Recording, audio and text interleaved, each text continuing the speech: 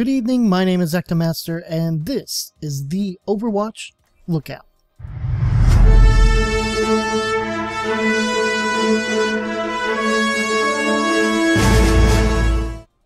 The Overwatch Lookout is a weekly series where we take a look at all news concerning Overwatch and keep an eye to the skies for the heroes that protect us from the villains that they have to fight. So, I'm going to try and do something and get this out at least every Friday. I know that's a mighty task to set forth, but I think that would probably be the best option for the series, only because I've been random with it, and I'd rather like get it out at a weekly time, much like Heroes of the Update. So I'm going to be going back to last week and looking at news coming from that, where we had Jeff Kaplan. He talked about competitive play, how that hit the PTR. The PTR has competitive play out now. Some bug fixes that went up with the basically the PTR notes, as well as anything that we may be looking at, news and things like that. So, starting off with what he said about competitive play, let's just get into it. Competitive play, in a nutshell, it has been built around community feedback from the beta. Initial feedback during beta stated it wasn't competitive enough. Players wanted to see how they ranked against others. Seasons will be about 3 months long. They will be based off Northern Hemisphere seasons in the real world. The first one will be summer. Games go into sudden death too often, 35% of the time. There have been changes to reduce this. Sudden death will be played on the same map as the one it occurred on. Assault maps will last longer, more chances for back and forth. Details will be released soon to you. No tiers for ranking. Your initial MMR will be correlated to an external skill rating. Skill rating will be a number between 1 and 100. You will be able to see everyone's skill rating on your team. An average will also be displayed for both teams. Not every match will be perfectly fair, but if you're the underdog, you'll gain more for a win or lose less for a loss. You will be able to see who is partied on teams for transparency, and they will improve the system through feedback if needed, which we'll get into a little bit. The system will reward you with cosmetics, no power gains. This is important. Some player icons and sprays will be available through seasons, and a new golden gun system is being added to further customize characters. High skill players will get them faster. And there's more. New maps will come later this year, and one day they want to improve spectator mode for broadcasting. Now he also kind of went into, and there's a very lengthy post from Jeff Kaplan on matchmaking. It is a very lengthy post. I'm just gonna try and read through this as much as I can, because there's way too much. You know what? I'll leave a link down below to the actual post on overpwn.com. That would probably be the best way to look it up. This is came out with the PTR and how matchmaking works and things like that. But it goes, the goal of matchmaking is to make it so that you as a player do not have to find 11 other people to play with. You can click a play button and the system finds other players for you. That's the basics. The reality is the matchmaker is extremely complex in what it is trying to do. It does way more than I'm going to mention in this post, so while I am going to offer some information here, I am leaving some things out. Not all intentionally, it's just a really complex system. At a most basic level, the matchmaker is trying to put you with 11 other people, but it doesn't just randomly select 11 people. It takes into account a number of factors. And again, he goes more than I am going to list and not necessarily prioritize. The first factor is time. The matchmaker will try and find you a match quickly and not force you to wait too long. A very common thing that happens is that a player will become dissatisfied with the match and say, I don't care how long you make me wait, I'd rather wait 20 minutes and have a good match than get a match made into a match like you just put me into. Basically, there's like 5 brackets that they kind of look at for making a match better. And it's my team won, we beat the other team by a long shot, my team barely won, my team barely lost, my team lost, we lost by a long shot. It wasn't even close. It was a broken match somehow, maybe someone got disconnected. Was screwing around, or we played with fewer than 12 people. It's a very lengthy post on matchmaking, but it's very good. It's a very good read. But just touching on a little bit of it. So basically, the matchmaking system is a very complex piece of programming. It's not just selecting random anybody's. There's a lot that factors into it. That's why as you get higher leveled, you're seeing, like for example, in some of my videos, level 138, and I'm still just 58. I'm not even 100 yet. But it's taking into effect, I think, win-loss ratio also kind of goes into it. So how much you win, how often you lose, that kind of thing. So if you're winning quite often, they'll probably put you up with people who are also winning quite often, which should balance out as you start to lose more, which then they'll put you, it kind of balances out. Or, if you're losing, they'll probably put you with teams that help you win a little bit better. It'll balance you out. But let's get into the PTR stuff and what pretty much is going to happen. So a new feature, competitive play. Once you hit level 25, you'll have access to our newest feature, competitive play. This mode was designed to be a more serious experience, allowing players to hone their skills and perfect their strategies. But before diving into the fray, you need to play 10 placement matches. These will allow our matchmaking system to gather enough information about your abilities to assign a skill rating. With your newly acquired skill rating, you'll be matched against players of a similar ability level. And if you play well and win games, the competition will become increasingly fierce throughout the 2.5-month season. Plus, your performance will be rewarded with unique in-game items like sprays, player icons, and competitive points, which can be traded in for cosmetic golden weapons. We have also made a number of changes to Overwatch's match format for competitive play. Some of these changes are simple interface changes, while others ensure that maps and modes don't favor one side or another. Plus, we've added a sudden death mechanic that ensures tied games are broken as fairly as possible. Because competitive is more serious in nature, we want to make sure that the player behavior is acceptable. That means that the penalties are more severe than in the quick play or weekly brawl. Leaving a game early or stepping away from your computer will make you ineligible to join a game until the previous game has ended, and continued infractions could result in restrictions or removal from competitive play. So I really like that. It's a way to curtail people. This team sucks. And look, we all have crappy teams. We all get them.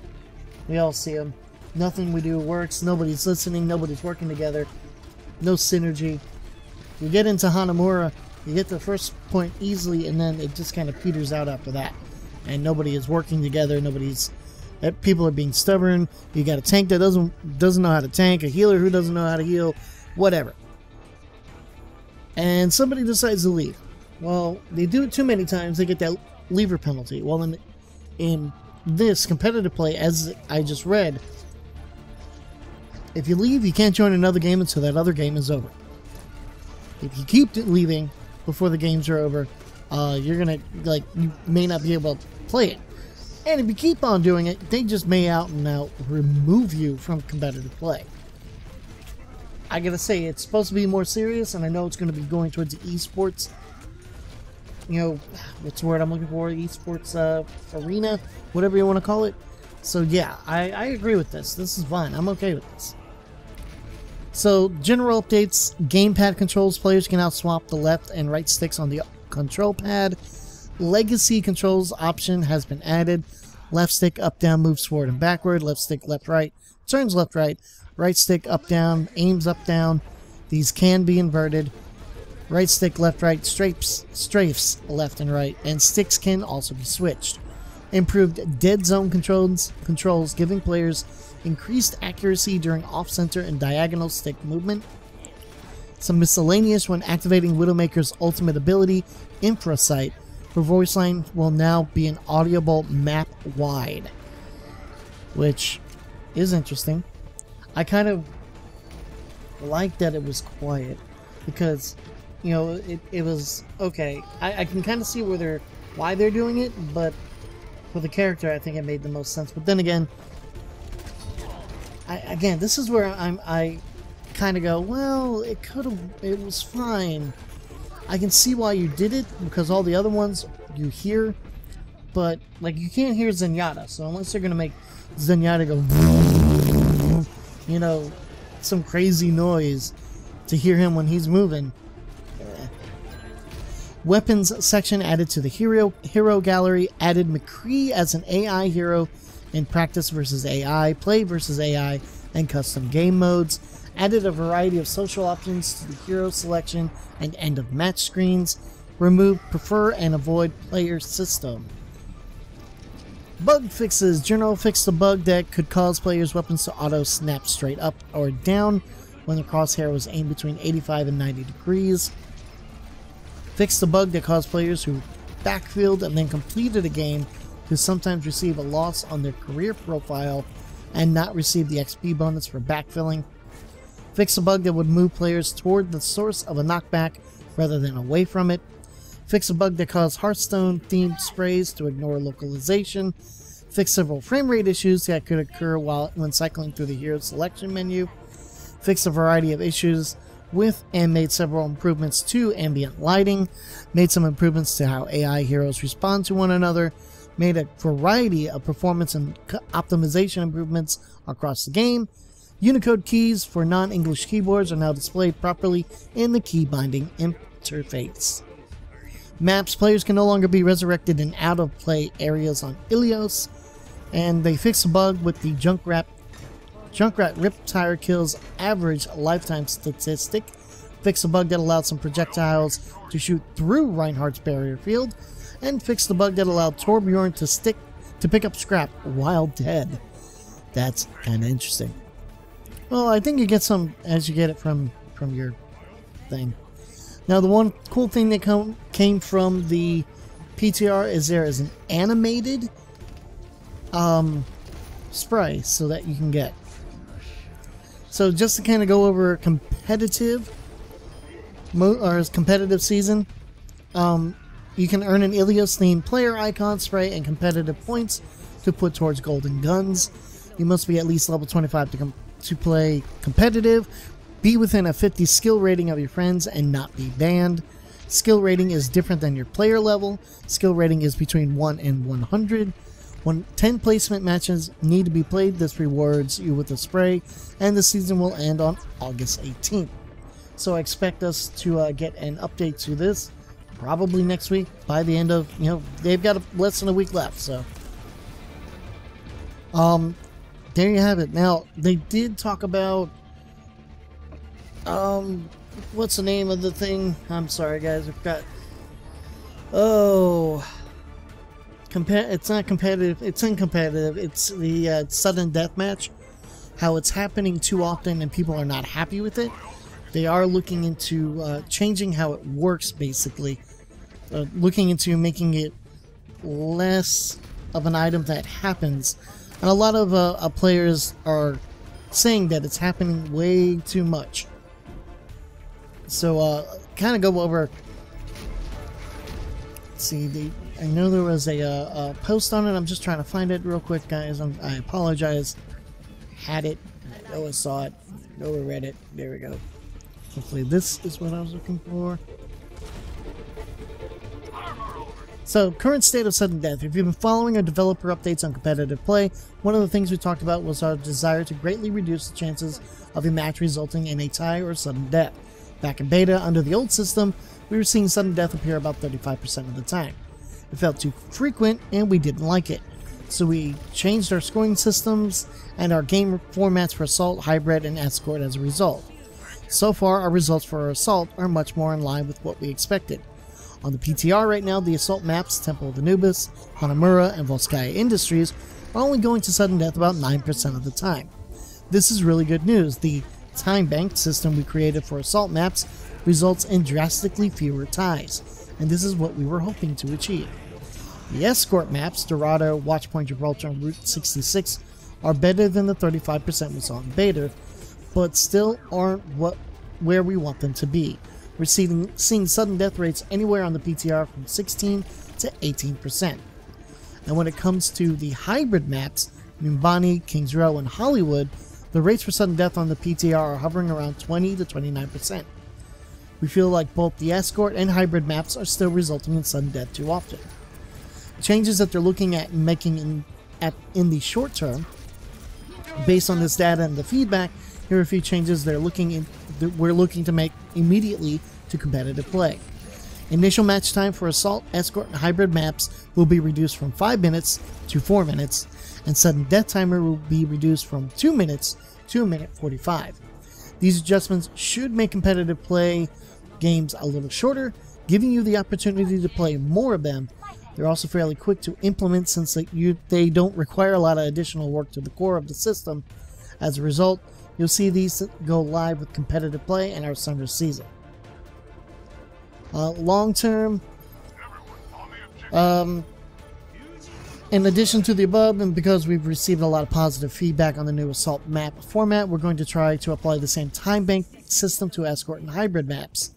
What this means is that if both teams push the payload all the way to the end of the map with time left over, you'll go into a second round on the same map.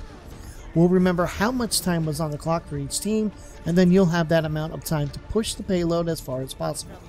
At the end of the second round, we'll also look at how far your team pushed the payload versus how far the enemy team pushed their payload. Push it farther than the other team, and you win.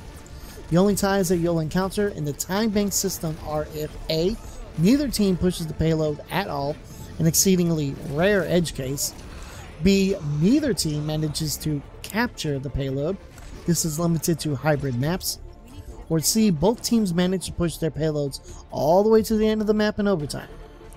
If we're seeing the ties happen less than 9% of the time in Assault right now, we should see even fewer hybrids and escorts, resulting in a tie using this format. So getting back to that sudden death mechanic. Again, this is a very long thing. I know they're wanting to probably get rid of the coin toss. I think they mentioned that